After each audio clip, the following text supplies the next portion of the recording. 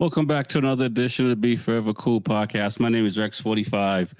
Very excited tonight because racing will officially start at the end of this week, and I'm looking forward to it. We got a top-notch folks. I was going to say crew, but crew folks in here. We're not a gang, but, you know, we like motorcycles, so say what you may.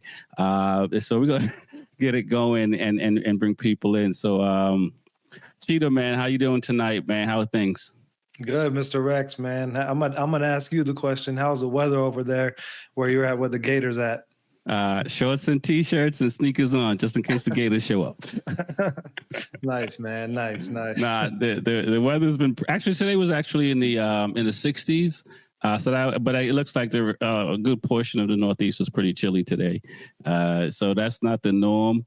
But it is nice because I was in Boston last weekend, and you know, the cold, man. I don't miss it, and I don't like it. I gotta go back in a couple of weeks, but it is what it is.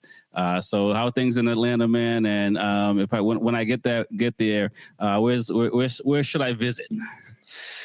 I got you, man. I'll take you to some barbecue spots. I got you. Definitely. We'll go get some good food. I don't know. Are you a vegan or you eat everything? What do you? I pretty much eat everything. When I had dreads, I was trying to be a vegan, but there's no dreads. So if there's no dreads, I can eat whatever. Now, I would say this, since being down in here, not that I've been, scoping it out, but I've been trying to find some really good barbecue places, and I have not. And even going you go to I don't know about you, but when I go to the track and stuff like that, I try to find places that might be cool to eat or something like that. So if you know some spots that way, I definitely want to hear it. For sure. I'll tell you, man, but I'll take you rather than tell you. All right, there you go. That's even better, man. We're going to keep it moving. Let's get the one and only Louis Ortega from Dainese. What's going on, man? Welcome to the Monday night. I don't even know what you want to call it because you and Trax Starz. I don't know if you're nemesis or just the yin and the yang. But welcome to tonight, and we're going to have some fun. How you doing tonight in, I believe it's North Carolina? Charlotte. Yeah. Charlotte. Yeah. How are things, man? How's the weather? Good. The weather's been pretty nice. Last weekend, it actually got up into the mid 70s.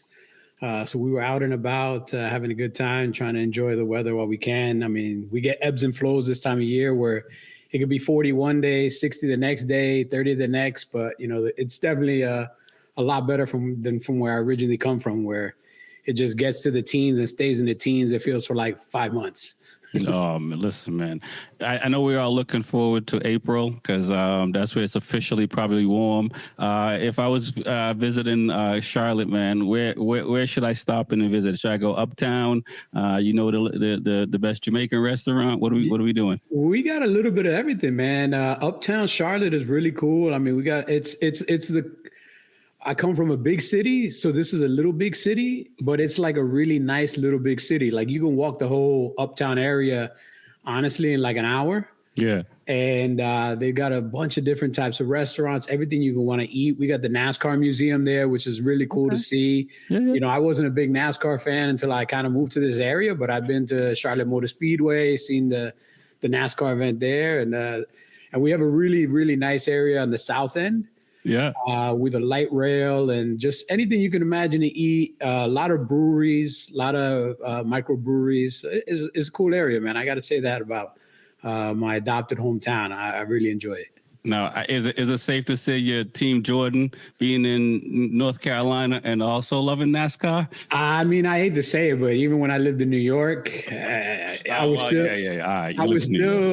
still Team Jordan, even when he was like breaking the Knicks, every playoff series. Like I've been a Jordan fan forever, man. All right, man. That's what's up, man. We're going to keep it moving. Last but not least, Mr. Trax Starz, man. How you doing today? How's the weather up in NY? Boston was 20 today, so... Yeah, it was, we used to this. Louis still misses New York, and he'll be back soon. You know what I mean? Don't listen to that Phantom Museum talk that NASCAR. He's talking about NASCAR. The only NASCAR Louis ever raced was a Grand National on the West Side Highway, a couple years back, so he's still repping New York with the Yankee jersey out there. Listen, man, we good. We Is he good. Go ahead. I was gonna say, is he the original Kendrick Lamar then, the Grand National? Yeah, you know, he knows what he has. You know. That's what's up, man. Yo, if I'm up your way, man, where we hanging out? What we eating? Yo, we're going straight to Washington Heights, which is the mini Dominican Republic, and we're gonna go to a nice little restaurant that has been known for years. It's called El Malecón, and it's on 175th and Broadway, and that's my favorite place to eat of all time. I live on 176, or I used to. Don't tell my wife that, but that's where I grew up. If I said I still live there, she sent me to my mom's house right now. Yeah, I mean, I don't know much Spanish at all, but that almost sounds like a swear in there in the name of that restaurant. Watch yourself now, Rex. I'm just saying, we're gonna make it happen, man, because we're gonna get fat and go racing. But let's bring the crew in, and we're gonna have some fun tonight. Hey guys, man, welcome to the show. World Superbike is starting this weekend. I think we're going to be talking mostly all World Superbike for most of the show. We might get into some of the MotoGP stuff, but Phillip Island, Cheetah. I'm hoping that in my future in a few years, I can start doing track days at some of these places. And Phillip Island's on my bucket list of places to ride. What are your thoughts about the island? What are your thoughts about Ducati keeping the same bike for 2024? Is that a good look for them, or are they going to struggle? Not necessarily struggle, but is that a good look because they don't have a 2025 V4R? Yeah, man. As far as Phillip Island, man, phenomenal track. I mean, history goes way back. Always leads to like super competitive racing. That track, the layout, the way it is, super competitive racing. You've seen all sorts of action there, and it's undeniable that the Phillip Island, man, track always brings that kind of racing. And as far as the Ducati goes, I'm gonna say I don't think they're taking a step behind. I think they know what's working for them, and I think. With the two riders on there, Boliga especially, it's going to be an interesting season, man. I think it's going to be a good season to watch, and I don't think there's anything for them to worry about with them staying on that previous platform. Okay. Let's go right to you, Lou. Same questions to you, man. Your thoughts on Phillip Island? Is it on your bucket list? And is it Team Ducati like Trax Starz like to say? We wearing red all year, even though I got a green in the background. I don't know if you can see it, but it's more for the when lights go out. Phillip Island, as far as a track, as far as an atmosphere, it looks like a beautiful track. The problem with Phillip Island has always been it's a Dr. Jekyll, Mr. Hyde track when it comes to weather. It can either be the greatest weather in the world or volcano hot or rain, so it's because where it's located, the weather is the one inconstant. So, it could be great weather on Saturday and pouring rain on Sunday, pouring rain on Friday, super hot on Saturday, super cold on Sunday. That's the one thing that's always been the mystery of Phillip Island. You have to overcome the elements there. Right. As far as Ducati sticking with the bike from last year, I really think that's the way for them to go. They haven't had enough time to put the new V4 into race trim.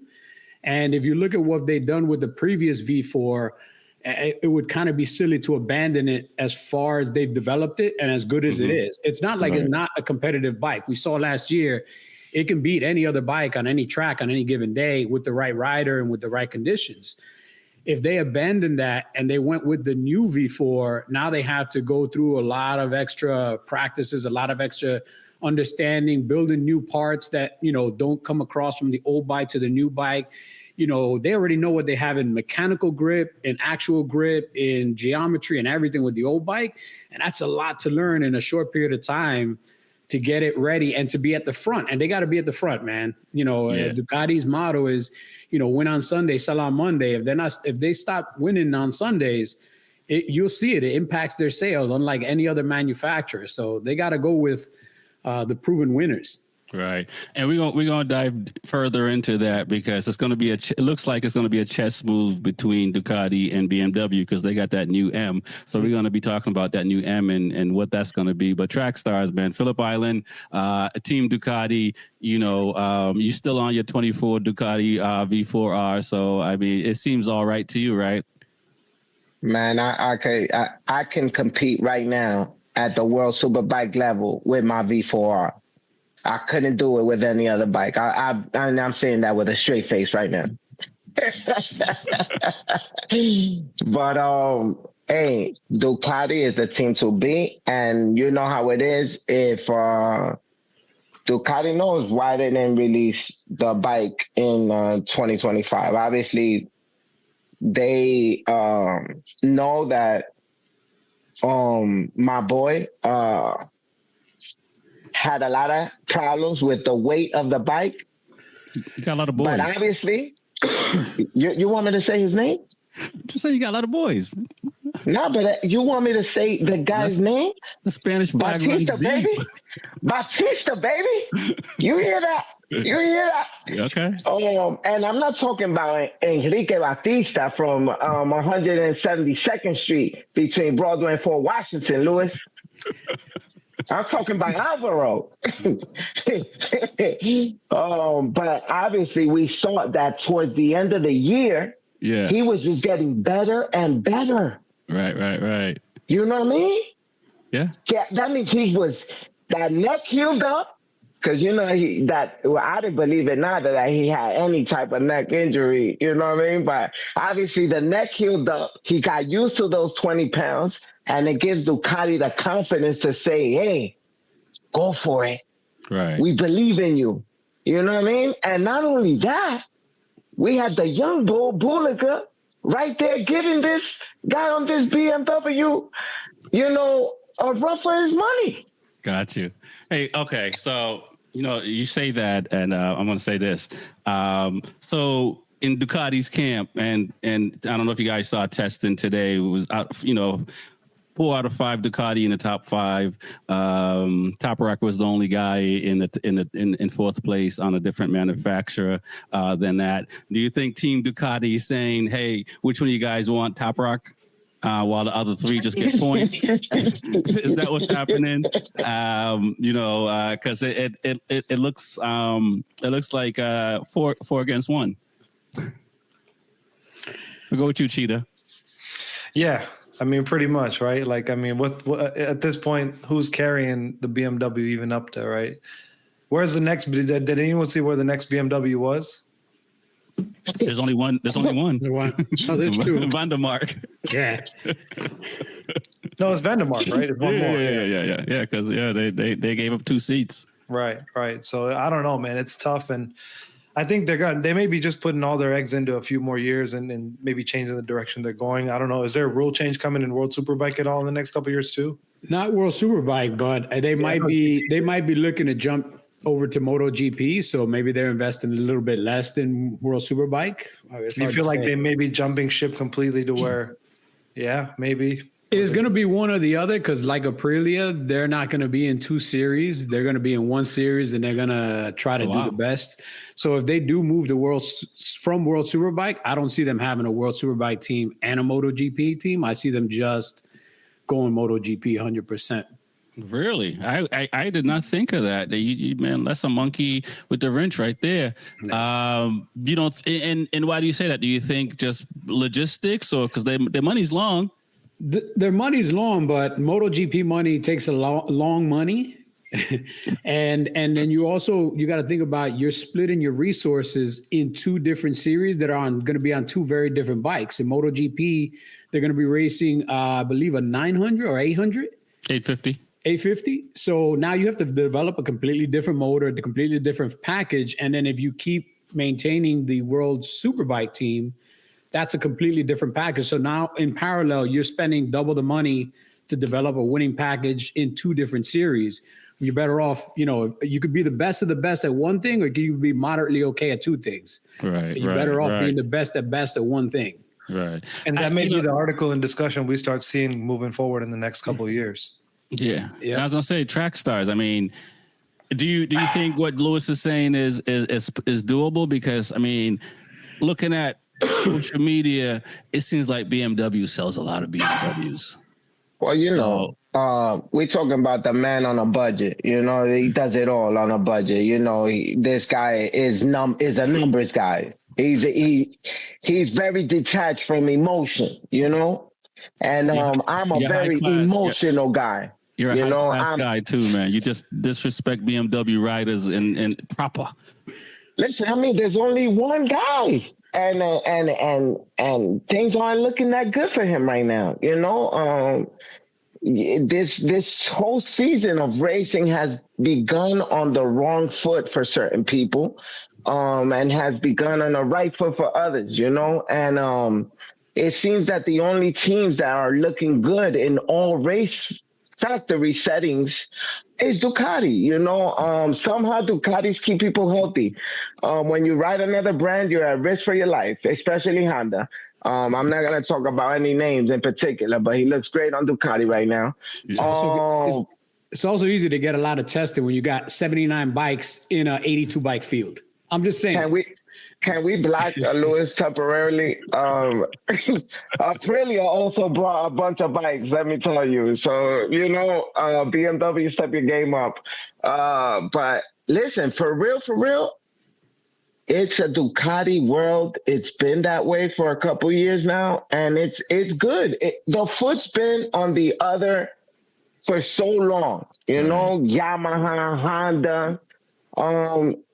It's good to see us on top, you know, and BMW, you're rather new to this, you know, as long as you guys been out there, you know, on this platform, on this stage, when you get to be on the podium is what I'm talking about, you know, wait your turn.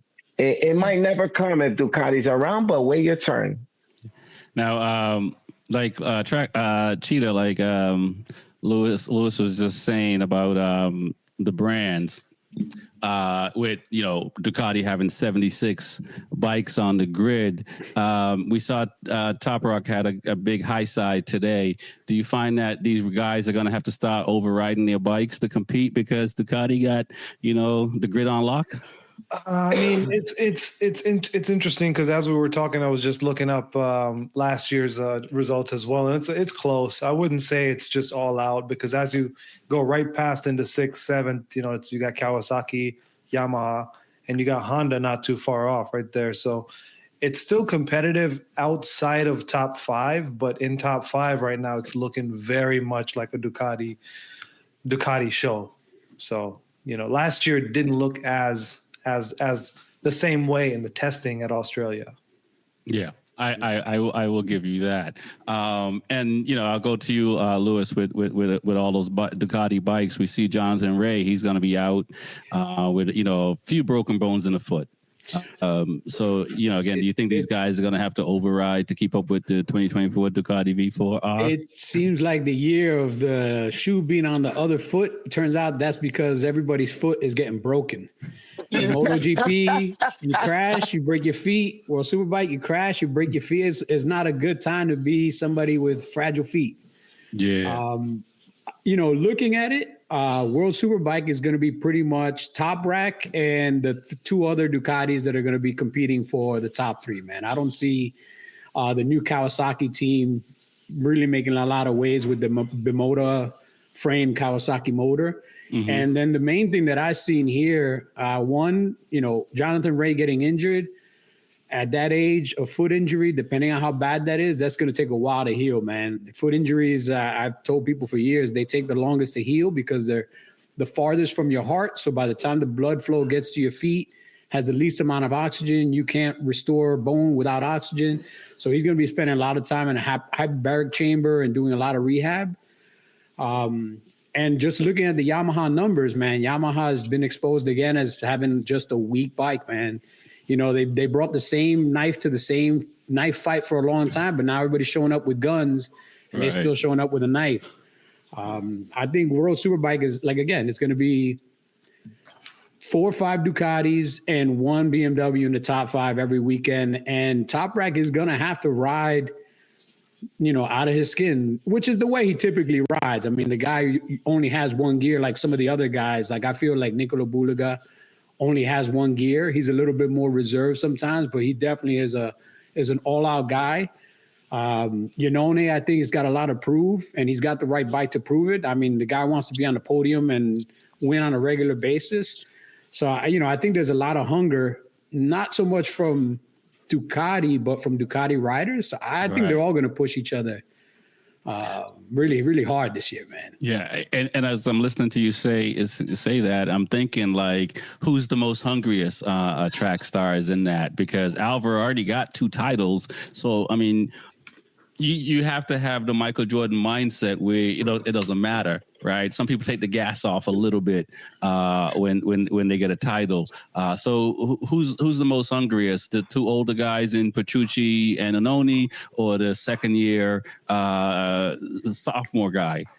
I mean, I'm gonna tell you right now, Louis is gonna hate this answer. I don't know how Cheetah's gonna feel about it.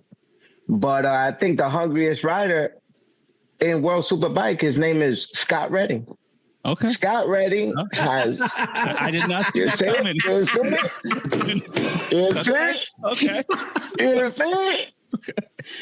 You see, Scott Redding is... You're right.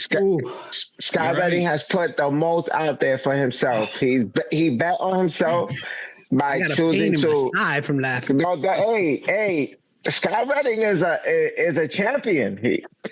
British Superbike came over to World Superbike when he was on the Ducati. He was in contention for the championship. Unfortunately, we said this on the show previously. He spoke bad about Ducati. That's a big no-no in the industry. And he didn't get re-signed. But he went over to the what I call the dark side, going to BMW, and found out he couldn't ride that bike. No matter what he did, he had some highlights throughout his BMW career, but where he shined was on the Ducati, and taking that risk that he did, saying I would like to go and ride back on a Ducati and take his contract, and basically start a new Vanovo race team, on basically it seems like on his own dollar, because I don't even know how he's getting paid and how he has put together this team, but I feel it's on a budget, so he has the most to prove. But if I'm putting my money on who's gonna win this year, man, that money's on Alvaro Bautista, baby. Okay, all right. Cheetah, do you agree with that? Is it Redding? I mean, I wasn't thinking of Redding at all, and now that he says it, he does. I don't know if he has everything he needs. Yeah, but he might be the most hungriest. But so we got 5 guys, and I did not include Sam Lowe's because his second year on the Duck and coming from Moto 2. What are your thoughts? I mean, he's probably the hungriest after today. He came in 15th. He's definitely hungry now. I mean, he's probably didn't eat. Hungry to see the top 10. He probably didn't have money to eat tonight for tire bills. But what I'm saying is, man, like that saying where they say, what got you here won't get you there. Right. But what does a champion do? There's no higher level than a champion. So what gets you there, maybe that's exactly what people keep repeating as a champion. Right. I don't know, because I'm not a World Superbike champion, but Alvaro was, right? And so is Toprak. So what do? They keep repeating what works for them. And you got hungry guys like Bulaga coming, just chomping at their feet right now. Oh, he was a half a second faster. Yeah. He was a half a second faster. And props to Redding. I love Redding, by the way. That was just a little jab at you, Trax Starz. But Redding's a beast, right? He's in there. He's hungry, just like everyone else. And it's going to be interesting. I don't know.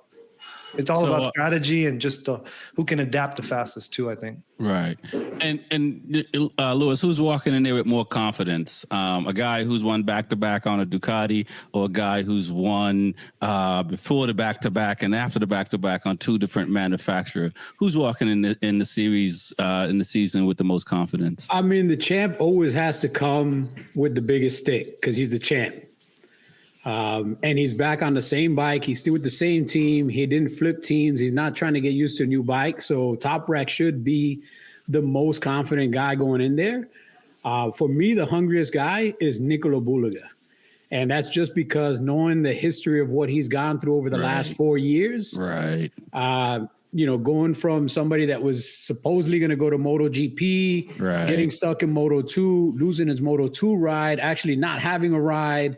XVR46 Academy rider. Yeah, going riding, on a private team, getting some calls up, getting an opportunity in Super Sport, wiping the floor with everybody on the Ducati V2 the first year out of the box, proving that the bike is good, but the rider makes the bike even better.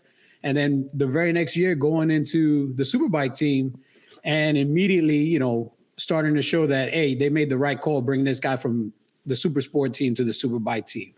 I think he's got the most to prove of anybody because he's a huge talent, always been a huge talent, just had some really bad luck, some unfortunately bad management, put him in bad situations on bad teams. And I think now it's his redemption story. Right. Like this is like the Rocky moment for him. He's got the opportunity. He's got the team. He's got the bike. He's got the skill. Now he just got to go out there and put it all together and win. But again, he's got to beat Top Rack to win because Top Rack is going to be the guy that's going to want to bring that belt back, man. The champ always wants to come back with the belt. Right. And I'll point this to you, Cheetah. He has to beat Top Rack, but last year he beat all the Ducati riders. So you're coming in as a second year guy, knowing that you're the best bike. Are you overconfident? Are you, you're not, as you said, you're not a World SuperBike rider.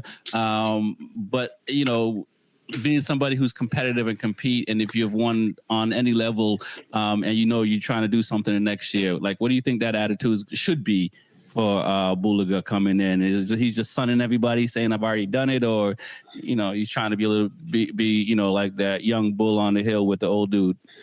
I think he's coming in with patience, and he's gonna make this work this time around. I mean, I don't think he's definitely hungry, but I think he knows what it takes to lose. I think he's not trying to repeat that again. So as a guy that gets so close to winning as a champion, I've been there where you're just fighting for those inches where you're just going to cross the line, and it could have just been prevented by something that just happened 1-2 corners ago. And trust me, these guys, when they're battling for their seats the next year, trust me, they may be sitting at the dinner table at Christmas, but they're still thinking about that loss in moments. So that hurts. So I know that's going to come back, and he's going to come back strong this year. I completely agree. I remember, going down to the last race of the weekend for a championship is no fun. But it makes you find out who you are. So for sure, it's going to be interesting to see what he does this year. But I think he's still a rookie compared to the other guys. I mean, I know Yari Montella is a rookie, the official rookie and stuff like that for Ducati and stuff. But he's his second year on a super bike, and like you guys mentioned, like he has the possibility to be like a Jorge Martin. I don't want to say like a Acosta or a Marquez or whatever. Possible too, and he did have a bad rap. So it'd be interesting to see how he does. Let's talk about Honda and Ika Lukuono and Chavi, and I think there's a few other Honda riders as well. If you're on the Honda camp, is a consistent top 8. I want to say 6, but realistically top 8. If they finish at the end of the season top 8, is that successful for Honda this year in World SuperBike? Let's go with Trax Starz. You know how I feel about Honda, man, but I think any progression is good progression for Honda right now. So there's nothing else to say, I think as long as they're moving up in the grid and in positions and gathering more points, it's a good look for them. But, in true contention, no, we know that's the God honest truth. They don't stand a chance against the Ducatis and the BMWs, the one BMW, you know what I mean? Because it's only one rider that can really compete on that bike, and that's the other thing. Can he stay healthy? Because we've seen him get hurt last season and this season already starting off. Louis, man, same question. I mean, Honda, because I got to assume the factory team is looking at what BSB riders are doing, Motor America riders are doing, and they got to be taking some of that the spice and the sauce from that and trying to sprinkle it over there in World Superbike. I mean, any Honda finishing in the top 10 right now in any series is a win for Honda, man. I mean, I hate to say it, but Honda is like Yamaha. They keep bringing out the old tired champ, and my man hasn't won a fight in years. At a certain time, time catches up with everybody. Time catches up with machinery as well. You can't keep bringing out the same tired bike, put an extra R on it, and expect it to win. Of the two teams, I think it's true. Honda and Yamaha have the longest road because they just got to admit that they got to stop making these bikes and they got to redevelop a whole new bike, redevelop a new engine, build an actual new package. And it doesn't seem to be high on their list of priorities. They've got other things. With all that said, Honda had a record year last year selling motorcycles. Again, I'm the numbers guy. They sold more motorcycles last year than they've done in a long time. They had a record year, but they also realized where the money's coming from. It's not coming from CBR 1000s. It's not coming from CBR 600s. It's coming from, small displacement bikes under 300 cc's. So if I'm going to develop a new bike or I'm going to develop something, how much of that money is going to go to that CBR 1000? Because again, you've already lost a lot of the customers because that overall customer base is small. And now I'm going to invest millions of dollars in hopes that I can get some of the small customers from there to go from a Ducati and go from a BMW that have been constantly developing these bikes back to my Honda. You got to come out with something incredible to try to get them from these proven winners back to a Honda that hasn't been a proven winner in a decade. Man, hey, Cheetah, is Honda really Windows 8 kind of cover up to Windows 7? I'm just glad Smitty's not here, bro, because I just want to see Trax Starz and them go at it with the thing, bro. It's so funny watching y'all go at it. But man, I don't know. In World Superbike, looking back, they haven't really just gone on a winning spree either. So it's tough to see that. They've done that in GP. So I think if anywhere, they'll still keep putting all their money into GP programs, especially with just changes coming up. Will they, put a lot of money into this? And I mean, as far as does it even have a chance? Top 10, yeah. We see Xavi and we see the other guy, but I don't know if they're ever going to be top 5 even. That's going to be tough. Yeah, I mean, Ika got on the podium last year. Yeah. But I hear you. It's not Honda's time. They're selling bikes, and because they're selling bikes, they okay not being at the top. But at some point, somebody's going to notice that they're not at the top that's running the ship, and they're going to have to do something about it. I honestly think in GP, when the new bikes come out, when they're back to the lower displacement, I think that's when you'll see Honda and everybody start off in a little bit more of a level playing field. And I think Honda will start investing again. Right now is not the time to invest in a GP bike, knowing that you're only going to get 18 months out of it. Right. That's what I was thinking. I was wondering if when they make the switching, I was thinking this about BMW, by the way, when they make that switch and put Top Rack on there, are they going to make the new BMW and the new GP bikes in BMW going to look very close to each other so they can kind of sell better and sell the closest thing? Right. You know what I mean? I mean, if you listen to what Louis said earlier, it sounds like it's going to be one or the other. But I think it is a tricky point because it looks like in MotoGP, and we're still talking about World Superbike, but in MotoGP, Ducati's sticking with the 24 engine, right? And so and I think that's probably they probably figured that it's like Usain Bolt's looking over I'll slow down a little bit, but you ain't gonna pass me. That kind of thing. I think Ducati's kind of sunning the rest of the series by saying they're not going to bring out a new engine. They say it's not worth or take the risk of trying to fix or work out the new engine, but I think they're so far ahead of the competition that they're probably going to just gamble and wait for the 850cc to come out. Let's talk about the. I want to talk about Kawasaki, but I want to bring up some different news because we've been talking about Honda and Yamaha. You can't just go to Kawasaki. So let's talk about the number one plate in World Superbike and in MotoGP. Some riders use them, some riders don't. What are your thoughts on that? Let's go with Cheetah first. You know, is it a psychological warfare? Is it, you know, what are your thoughts on that? Because, like, you know, Rossi's never done it. He's not a fan of it. I don't even think it's in. I was thinking about this earlier. I don't think it's even in Formula One. I think it's specific to just like motorcycle racing, where you get a number one plate. What you guys thoughts on that? If you won a number one plate, won a championship, did you guys rock a number one plate the following year, or just kept your numbers? Yeah, I've thought about that, and I mean, I see both ways. Me personally, I think I would just not rock it because I feel like. I always think like the mindset's like the job is finished, right? It's over. Cool. The plate's like something I can keep as a memory, but I'm not going to rock it the rest of the new season. Kind of like running off the coattails of the previous season. I don't want nothing from previous success to feel like I'm at the top of the hill, the fat lion sitting at the top. I'm the hungry lion. I'm the hungry lion at the bottom.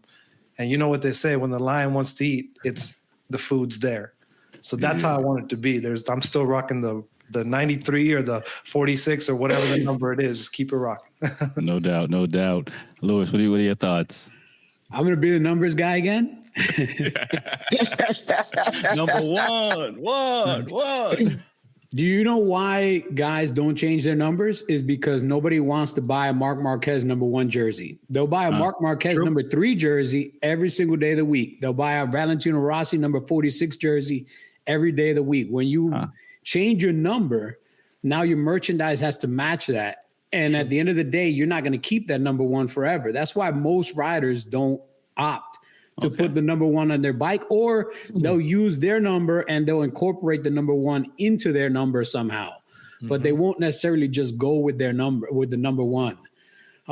Even the last guy that kind of did that was Jorge Lorenzo. He was number 11, so he made his number one, 2 number ones put together, but he was still number 11. Okay. So it's, you know, as far as marketing, as far as making money and branding, your number is your number. Number one is a temporary thing, and that's why a lot of riders don't do it. When they do it, if you notice, it's usually guys that have very fragile egos or are trying to prove something, but they don't realize that they're actually hurting their own pockets. You know, you put that's a shot. That's a shot to my boy. That's a shout out. That's a shout out to Mr. Highside. He put that number one plate on an Aprilia and didn't even get 5 laps before he ended up in the hospital. He should have just kept his other number, and he wouldn't have hurt himself. I guarantee you. Trax Starz, do you really buy that you know, it's numbers and money is everything, or is bragging rights important? Because, you know, we see some of these old timers that the rivalries, and to this day, listen, I must be one of the ego guys. Super sensitive, yes. Because I would rock that number one, you know, for a race or two, put it back, get my number back, wear it again towards the end of the season, you know. Listen, that number one has to mean everything, you know, and yo, listen, I love Valentino Rossi, man. I wish I could show you the fluo yellow on all my suits is because of Rossi. And I always was always waiting for him to get that number one on that bike, you know? Right. And I say, obviously I'm not a numbers guy like Louis, and I'm blessed to know Lou, because for real, like, he breaks things down in such a way that you understand that you kind of, as a fan, you become ignorant to it. And he tells me that all the time. He's like, yo, you a fanboy. And I really am. Because I'm like, yo, you would sell so much more if you put that helmet out with a number one, you know? And it's always a 46. And I never understood it till Louis explains these things to me. Right. Yo, it costs money to do that. And if you do that, then people might not, you know, I'm like, yo, I just want to see it. You know what I mean? But I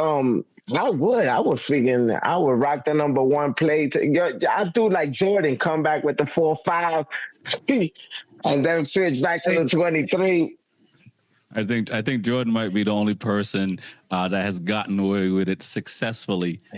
Kobe, I'll give Kobe. Kobe 2, 8, 24. Correct. LeBron 6, 23. LeBron tried, but I don't think anybody paid attention. Correct. I was just gonna say, man, like it's cool to run that number. The other side of running that plate, though, is like what happens when you don't make the podium. Yeah. Or when you do make the podium, you just got that one. Let's sitting in the garage. I just can't stand that part too. You know, it ain't just flaunting. I love the front part. Trust me, I'd love to do it. But what happens when you ain't number one? Right, Yeah. right. No, that's and it's interesting because it seems like Jonathan Ray had it for like 6 years, so he probably cornered the most merch money because he had it for so long and backed it up for so long. But in MotoGP, you know, outside of Pecco, and maybe now Martin, if he's going to run it this year, Fabio didn't run it, and Mir didn't run it, and obviously Marquez didn't run it. Yeah. There's probably Because Lewis broke it down. I think it's more to Lou's point because I agree. And that's one thing I'll say this, when we went to both, so we were lucky enough, man, last year, not last year, but last September, 2 Septembers ago, we got to go to the Italian GP Misano, and we flew right over to we did the Barcelona one first, then we flew over to the Italian one. And I remember that the Barcelona one, they had a huge turnout for merchandise, but they didn't have as big for the Italian one. And I asked the guy why, because he ran all the merchandise, the signature ones. Because I got myself a Jack Miller signed thing with the chain link from his KTM, so it's dope. But they had a lot of that for everyone. And to Lou's point, I think it's more to what he said. You know, it relates back to the numbers. When they have them, they can keep them for a couple seasons, and they sell them even after the season's over, right? So just I mean, that's why we keep Lewis around. You know, it's not because he's necessarily, you know, God's gift. You know, but there are things that he knows. Yeah, the numbers guy to fix it. If you look at historically, if you look at the people that have put the number one on their bike, very few of them have been successful in defending it. So that's the first part of it. And the ones that did it usually were either younger in their career or kind of knew that they weren't going to have a second chance. Like Nicky Hayden put the number one on his bike, knowing he was never going to get that number again. Like he lucked out on getting it the first time. Lorenzo, I just feel like if you run the number one, you should get hated on, man. Winning it wasn't enough. You want to rub it in my face this whole new season?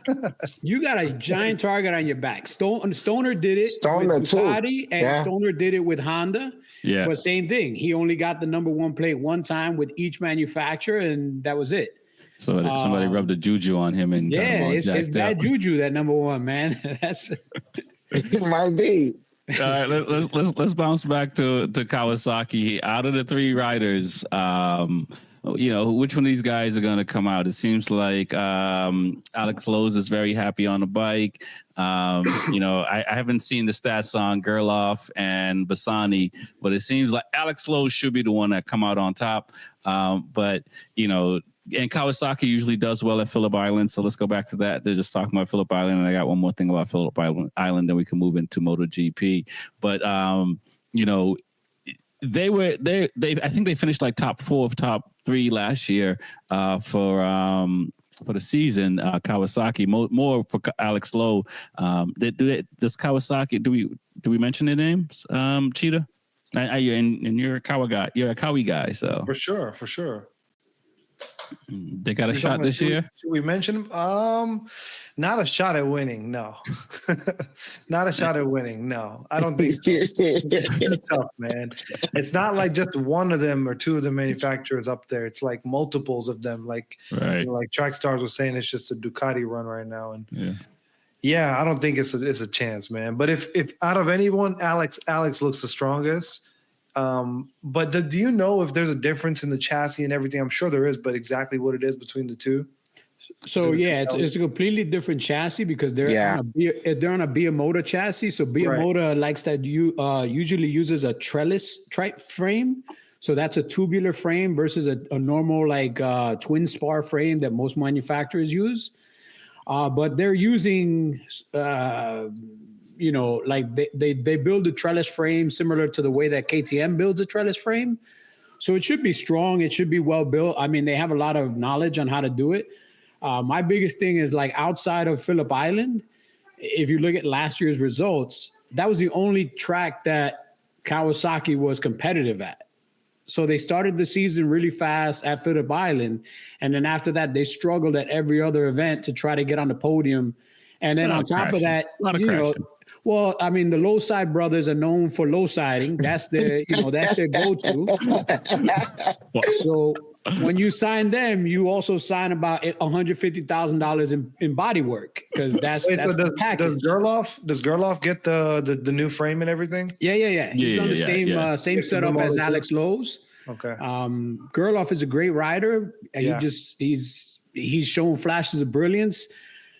I'm hoping he could do something because it's great to see an American but doing well there. But dude, there's so many sharks in the tank over there, man, and it's going to be hard for him. And Trax Starz, I mean, up until last season, Kawi was the bike. You know, we had Top Rock that come in there on the Yamaha, and then we had Bautista come in there on the Ducati. But prior to that, Kawasaki was the bike. And from what I can tell, they're a really dope bike, but we don't really see a lot of Kawis in Moto America and in BSB and stuff like that. Is it more behind the scenes, you think, for Kawi, where they haven't figured it out yet? Or is it just more about finding the right riders? No, I think, man, listen, just Kawi allowing Bimoto to really do something so drastic with the bike and still kind of represent the Kawasaki name, even though we know it's a Bimoto team. But it just shows you where they at in trying to get back to being somewhat competitive in the World Superbike class. And I mean, he was a Ducati rider, so maybe that's why I'm rooting for him. I really like Axel Bassani, man. I think this kid he's wild. He is a firecracker. And when he gets popping, you know, he's saying he's a force to be reckoned with. But that was when he was on the Ducati. He never looked the same the day he got off that bike. But I hope that, you know, for the sake of racing too, that Kawasaki gets back in the mix. That Yamaha does step it up, and for that being said, Honda too. But we want to see Kawasaki in the mix because we already know those were some of the best battles, you know. Right. When Ray was on that bike. But hey, as long as my team is winning, Ducati baby, that's all that matters. So before we get into my final question on Phillip Island, since we have a racer in Cheetah, I race, but Cheetah's faster than me. We got Lou, who's the numbers guy, and we got Trax Starz, fanboy, fanboy as.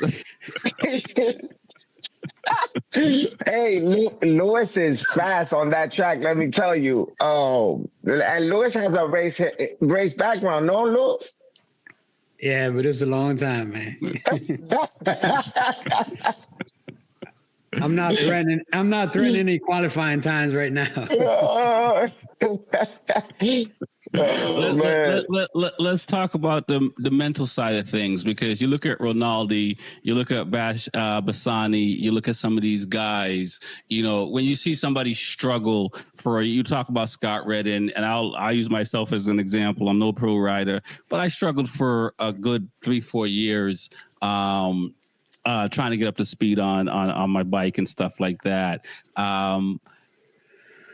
how much of what these guys are going through with this mental stuff, is it really mental stuff? Is it just the bike? Or is it really like a lot of other things going on? Because I when, after, like, I remember, like, why is so-and-so struggling? Why is he so-and-so struggling? And now, like, after going through it, I can kind of get it.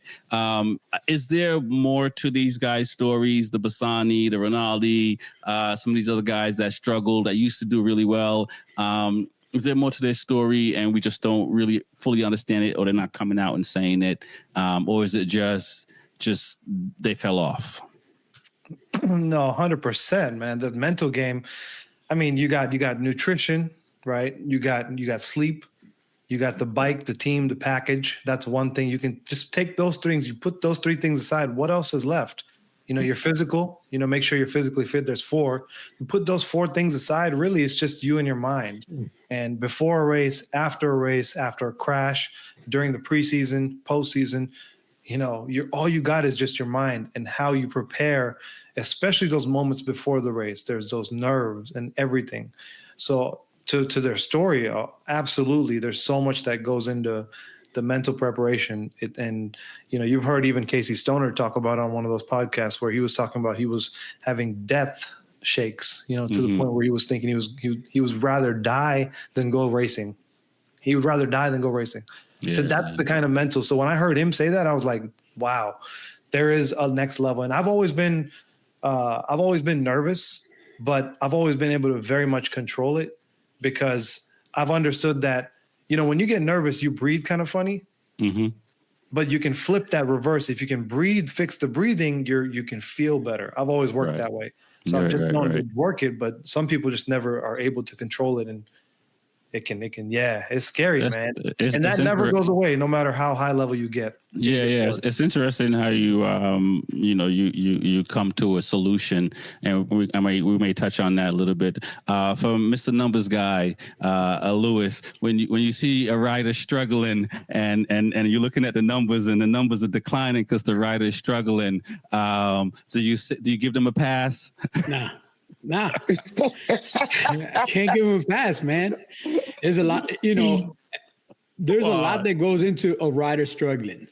Being on the wrong team, a rider can struggle. Being with the wrong management, a rider can struggle. Having a team that's not going to financially support you, a rider's going to struggle. You look at like some riders, even in MotoGP, that weren't on factory teams, were on secondary or satellite teams. And, the owners of the teams are telling them, hey, you need to go find a sponsor if you want to ride with Brembo brakes. Right. Because somebody's got to donate $150,000 to give you a Brembo brake setup. And it's like, wait a second, man, I got to find money too to go. Like, I got to find money to get better parts so that the bike will stop better. So all this starts to, like, you got to be mentally strong. Like, you can't believe in the racing game, whether it's car racing, motorcycle racing, anything. And every time there's a new element that gets added to that mix, your mental stability, your mental strength gets tested. Everybody says the worst thing you could do as a motorcycle rider is fall in love, get married, or have a kid. That's the three-peat of death right there, man. Because guess what? Every time you go into the corner, you're thinking about your wife and your kid, man. Yeah.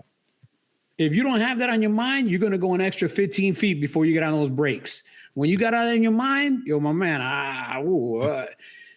Rossi says it, the day at Austria, when he saw 2 bikes go jumping over his head, that's the day he knew it was time to retire.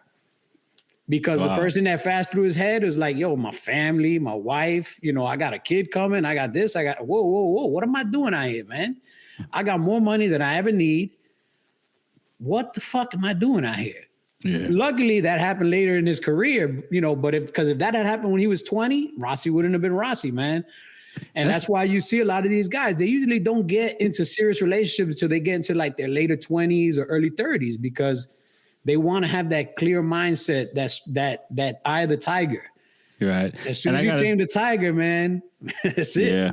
I got to say, Rossi was, he was involved in his friend's death, and he kept riding after that. Kept riding like it didn't matter. You do have to have a different mindset, and get out there and still win some titles. Trax Starz, from the standpoint of a fan, riders are struggling. I mean, you know, he struggles if his valve stem is a quarter turn too loose, man. That's the weakest mind right there, man. That's a Ducati rider. I thought from the stands, bro. He said from the stands. You know, I'm all about the heart. Yeah. I'm all about the heart, all about the emotion, and I think it plays a role. Right. You know, sometimes, like my man Josh Allen, he found motivation through the birth of his son, you know? Yeah. And he got a championship because of it. Don't you forget that. Louis, Mr. Ortega. You know, sometimes the numbers don't add up. Sometimes it's the motivating factor. You know what I'm saying? It's the it plays a role and it changes the game. Right. You know, and I think that will continue to happen because the man's having kids again and he might win another championship. We talking about Josh Herring, not to bring it back to Moto America, but just to prove that little factor right there. And people like Scott Redding, who's having a kid. Yeah, I'm glad you muted him, man, because he was just talking nonsense. Because Scott Redding, I think Scott he muted Herring himself. won. Yeah, thank God, man, because that was just nonsense. He muted himself. Scott Herring won by default because everybody else was not at the top at the end of the year. You know, Jay Gagne should have easily won that championship if it wasn't for the fact he had arm pump injuries. He had all this other stuff. You know, Cam Peterson should not have been on a factory bike. He didn't have the factory level. Lewis, man, there's a lot of riders saying that, man. I should have won my championship in 21 if I didn't miss one race. I understand. A win is a win at the end of the year. But let's be honest, man. I've never seen Josh Herring dominate in any championship except on a 600. And that was because he was racing kids on an overpowered V-twin. Come on, I disagree a little bit, man. I'm trying to look back at the year. Look back at the year he won his first Superbike championship against Josh Hayes. He beat him fair and square. Bro, Josh Hayes had more DNFs that year than his entire career. He had engines blow up. He had chains fly off. And at the end of the year, he had more wins than Josh Herring. Herring just won by points because of all the DNFs Josh Hayes. God. Just look at the numbers. Now, did he win? I remember. I saw it. A W is a W. A lot of people crashed out last year. But a W with an asterisk is a W with an asterisk, my man. And there's a lot of asterisks. I've never seen Josh Herring wake up and clear the board, my man. If you why is clear the board. I don't know if that's a W with an asterisk because the guy that was supposed to win crashed out. If you again, a W is a W, but I've never seen Josh Herring be dominant. Never. I love how, I mean, you know what happens? Right. Let me tell you something. 15 and 16-year-olds on an overpowered Ducati V-twin. That's the only time he dominated. Look at the rest of the field. It was kids, bro. If I went to a grammar school right now, punch 8-year-olds in the face, am I the heavyweight champion of the world? I mean, not a lot of people can be dominant to begin with, but there's been moments and flashes. But he's winning, you know what I'm saying? He can't do it all. He can't do it all. I know, but listen, Anoni's probably saying if I didn't get banned for 4 years, I would have had 2 world titles. I mean, never got that plastic surgery is what he shouldn't have done. Because where's Gagne right now too? Like, where's Gagne? He's be back next year. This year. Honestly, Gagne should have retired 2-3 years ago after his second arm pump surgery. I think he's on like an arm pump surgery number 4 or 5 now. Wow. Yeah. He's at the limit of repairs. He can't do it anymore, most likely. Right. Yeah, at some point you're gonna run out of that. But let's finish out the Phillip Island thing. I got one last thing to talk about: the pit stops. It's the only race on the season calendar that got a pit stop. You know, doing like an endurance race at Jennings and doing a rolling start and coming in and change. I kind of like it, but that's different. Because when you're just on the track and all you gotta do is manage the tires, that's one thing. Now, not to say you're not dependent on a team, but now a team can cause you a race where, I mean, a team could always cause you a race, but now literally because of mechanical in that moment can cause you a race. What are you guys' thoughts on the pit stop, seeing it last year, and them having it, even though it seems like the tire, I believe it's Pirelli they're running, seems to have really good life, so they think they can probably go the distance on it. We start with you, Cheetah. Yeah, I mean, I think it's going to always, I love that. I love pit stops. It always leads to a very interesting dynamic of how the race can go. Somebody could be winning it, and then all of a sudden it just switches because of a strategy change or a slight delay with the team that was winning, and they couldn't put the tire on or couldn't get the tool right, or so much relying on that moment that it makes it much more fun. Like on a normal race, everything's relying on the start. If you get the start right, whew, everything's off your shoulders.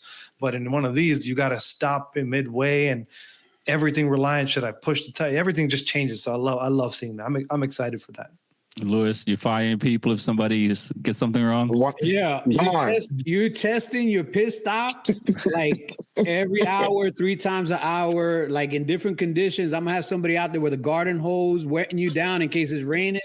Like we tested everything, every permutation.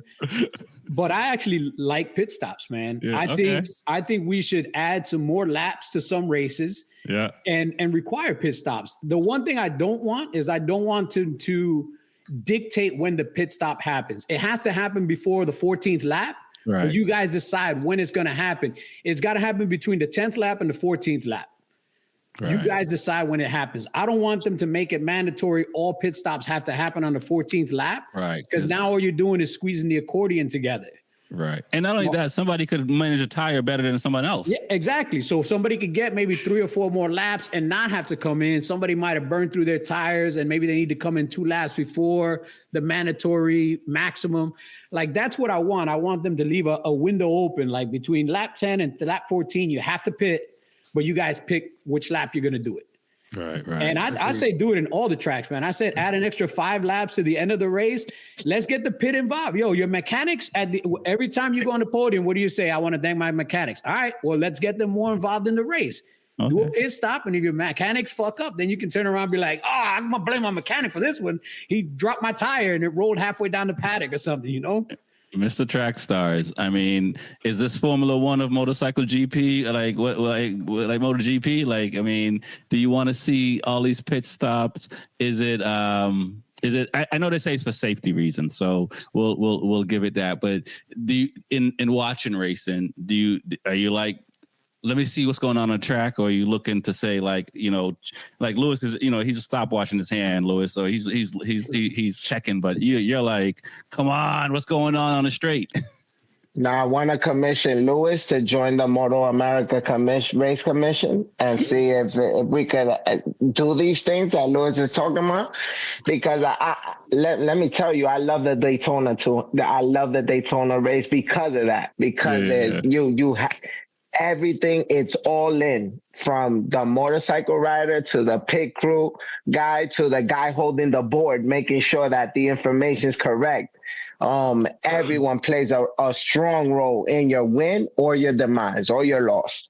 And I think it'd be amazing to have this in all racing, you know. And I think some of the most fun races last year was when Jorge Martin comes in to pit in and Pecco stays out, you know, and we were like, no. Yo, these decisions are crucial, right, to your career or that season, you know. And that was a pinnacle point in the MotoGP round when he came in and Pecco stayed out. Yeah. I mean, you know, that just glorifies the whole racing, you know, like it brings, intensifies it to the next level.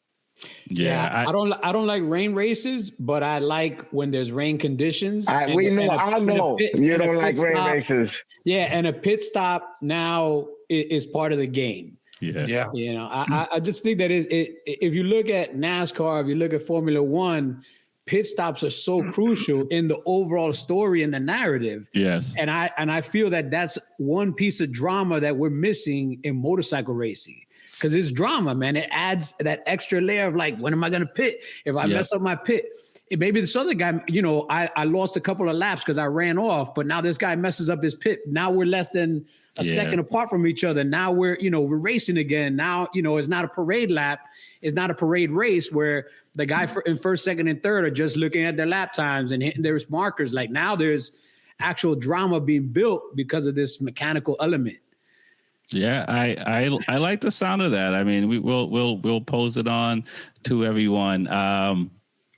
I think one day we will talk about what you feel about rain races. Louis, we will talk about that one day. Not today, but one day, please. Listen, I'll say this. I am the Jack Miller of rain races. So bring it on, baby. If it rained every race weekend, I'm loving it. I like rain races because it's the great equalizer. It doesn't matter how much horsepower you are. Doesn't matter anything. Now is when pure talent is going to outweigh all the electronics. So I'm recording this. This is being recorded. I'm keeping this for my record. So I'm definitely a fan of the rain races, man. More. That's all I can say. But let's see if we can do a prediction. Who's gonna win? We got 3 races over the weekend. We didn't even talk about all the other classes in World Superbike. But let's hear some prediction. Who's winning this weekend? There's 3 races. You can say all 3 or just overall for the weekend. I'm gonna say it's gonna be Bulaga top rack. Okay. Oh my God, Louis. The same thing I would say every single time there's a race. It's going to be in a European. The Americans definitely not going to win. That's the way I always predict every race that happens in MotoGP. Is never the American, man. Well, this is World Superbike, but yeah, it's still an American. I'm gonna do Bulaga and Top Rack. Okay. I think Bulaga will win 2 of the races, and Top Rack, might win 1. All right. What are we saying? Trax Starz, Ducati. That's all you need to know. Number 1. We're not even sure what condition Top Rack is gonna be feeling. He's bruised up. He said he's in a lot of pain. But that it could be gaslighting. I mean, this guy hasn't really recovered from his finger. Remember that he just had surgery. So Top Rack is not at all in my mentions. I think I'm gonna go Bulaga will win the first one. I think Batista will win the second one, and Batista will win the third. Okay. I'm gonna say Anoni. I'm gonna say Pachucci. And I'll throw a Top Rack in there for one of them. And I had one more question to ask about. We talked about Ducati staying with the V4 24 version and BMW with the new 25 version. Ducati playing it safe? BMW taking more of a risk, or is it really just business as usual? It wasn't an option, Rex. You couldn't get a 2025 V4R. They can plan accordingly. Come on, man. They know when the bike's coming out. Ducati is very strategic in how they do things, and they stick to the game plan. Like, notice they've never released a V4R early. Right. He's never released early. Okay. In the contrary, BMW has released multiple BMW M packages early. Right. They've actually one of the manufacturers who done it almost year after year after year. They figured something to make the motorcycle better, and it's primarily been aerodynamic. Right. They touched the motor last year to make it lighter, and with new aero. And again, this year, they added more aero and they changed the suspension. And Top Rack wasn't happy with the bike setup. He said that he didn't like the suspension on the new motorcycle, and he wasn't happy. And there's the proof. The guy goes on and damn near kills himself. I'm just saying, how many But- times you go out and you have a night and you come home and somebody asks you how the night was and you go, it was alright, it was alright, it was alright. I'm just saying. I mean, listen, I think Louis be joking, but it's really real. And Cheetah, you get to know me too, or even Cheetah, you could tell, right? Or even through social media, I'm pretty consistent with things, and I'm very like consistently wrong. Yeah, no. Hey, my times stay the same, Louis. They don't get worse. You know what I mean? I get better slowly, but I get better. But I stick to the game plan, and I think it's part of the brands that I like too. They consistently stick to things that are working, and then when they feel they got a product that's better, then they move on. Right. Dainese, Ducati, and the Trax Starz brand, we are consistently developing, in a upward progress motion, Right. So that's my take. My man is an entity. Let's go. Right. Cheetah, I mean, is that right? I mean, if Ducati doesn't win the title this year and BMW does, not changing in their process overall, do you think upper management is going to look at that as success versus, and they know what they're doing, they know the bikes they're building, they know everything that they're doing, they know what they're releasing. So is it something that should have been a priority for them to bring out the bike, or maybe they feel like the 24 bike and the 25 bike, even though it's a double swing arm, is not that much difference that they needed to hurry up?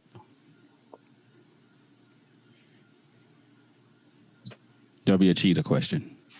Okay. I thought it was for Luke because that sounded very technical there. But yeah, I mean, I think time will tell. I think because what was it?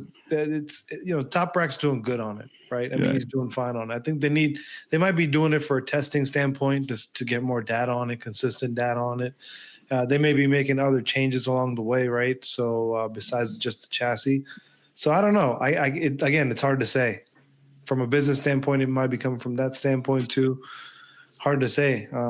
I'd be curious to hear if anyone else has any more insights than that. Right. Do we break the rules, Louis, or do we stick to what we've been doing? No, you stick to what's been working. I think Ducati's making the right call, using the same bike from last year.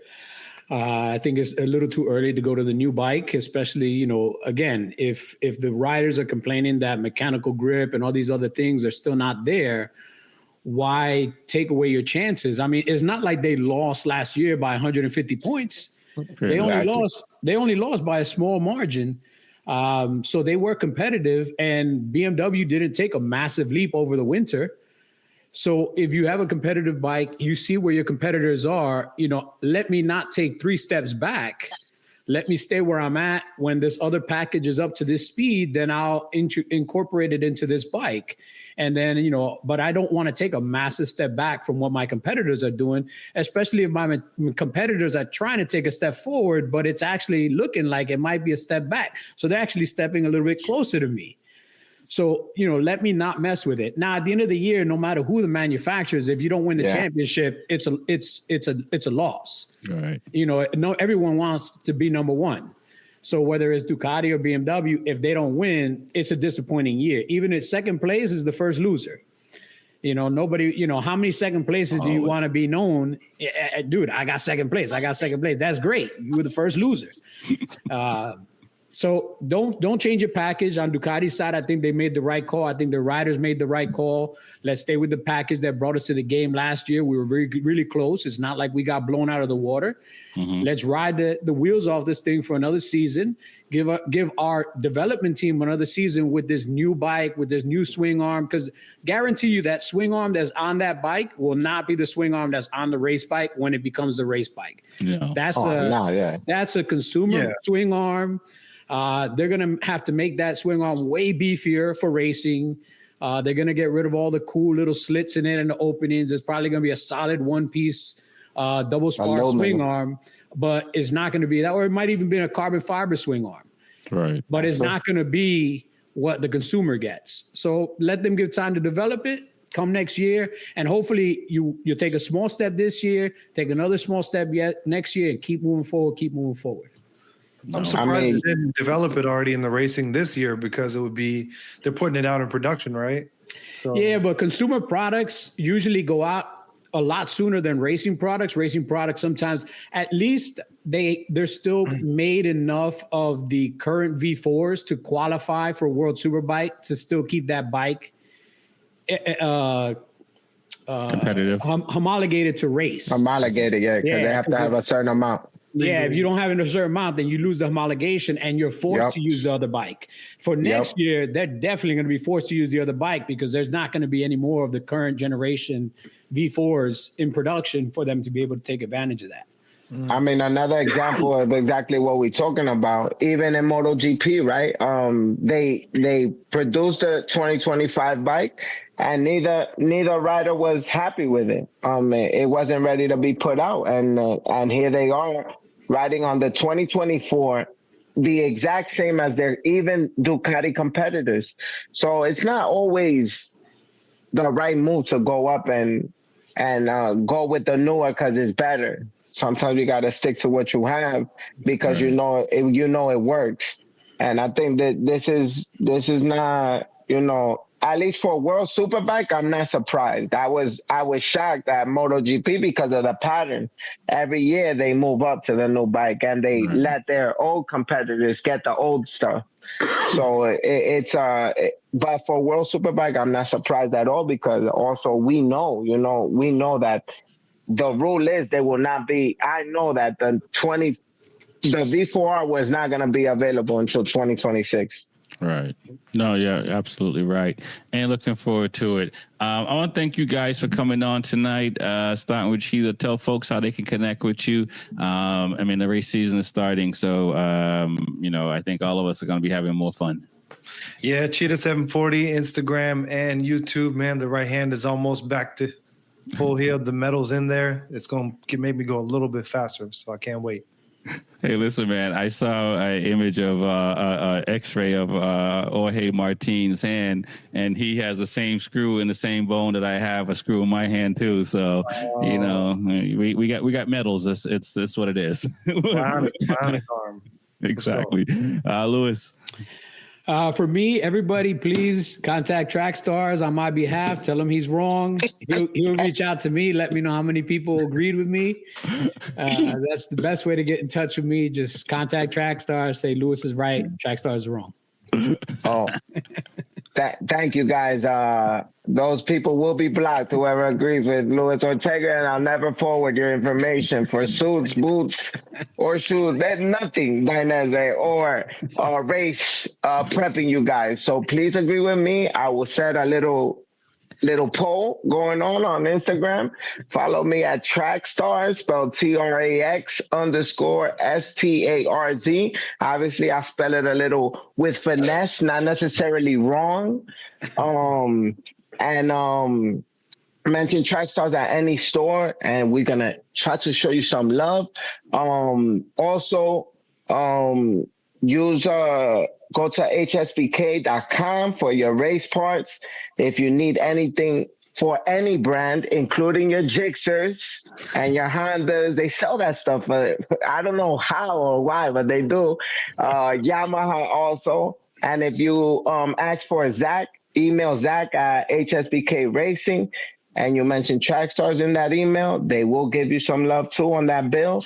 If you need anything from Ducati New York, pull up to Ducati New York, mention Trax Starz, and we will show you love, or at any Warhorse dealership.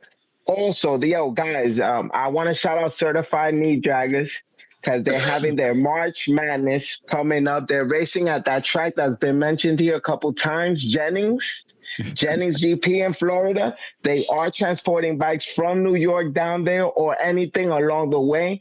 They're charging a fee for that, but they will bring your bike down, and they're having a race with Team Reckless. There's a little competition and a $10,000 fee, $10,000 prize during this race. So, sign yourself up.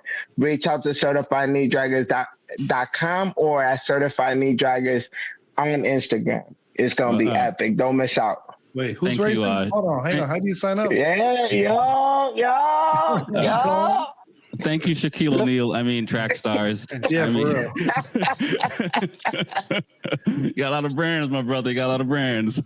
Well, you know, I seem to be liked somehow. I don't know how. on. You It know, looked like you only got Louis doesn't like me. Only Louis has It looked like you got feelings, you know? Looks like you got the Cheetah brand. I see some Cheetah print back there behind you. Too. Whoa! It's a new Dainese gear, man. Come on. Oh my God. I want to thank everyone for coming on tonight, man. It's the B4evaKool podcast. My name is Rex 45. Peace. Check it out.